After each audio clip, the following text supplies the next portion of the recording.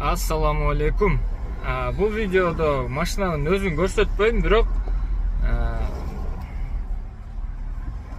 бирок машина жөнүндө айтып берем. Мындай. Машина кандай экендиги жөнүндө. Сөзмө обзор деп койсок болот. Бул Ion Y. Ion Y деген таза шаарга жаралган машина экен. Шаарга эл ташый турган неге десем, ичигенен түшүшүң, отурушуң, кайра бат-бат түшүп чыгышың жеңил болгон машина экен.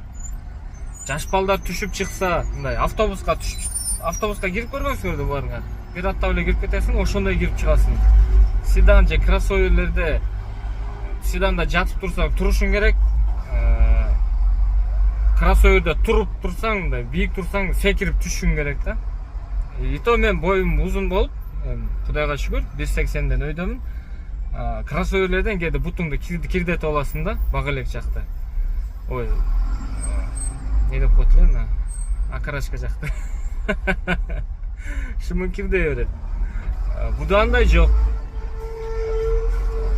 Түшүшүң, чыгышыңда эшиктери Rolls-Royce өзүнчө, эшиктер Rolls-Royce чоң ачылат.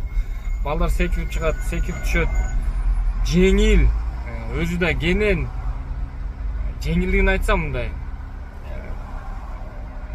Капы болбойсуздар, бирок мындай шаарда фитараз болуп кеткиң келет экен да, бул машина ушундай буйтайсың, сонун укмуш машина экен. Такси кыласыңарбы, же бала чакагабы, үйгө жеңил алып бересиңерби? Жеңил, сонун машина экен. Дагы эстей турган болсом, дагы эмне эстесем айтып берем.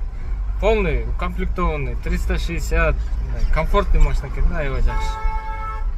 Шаардын машинасы экен.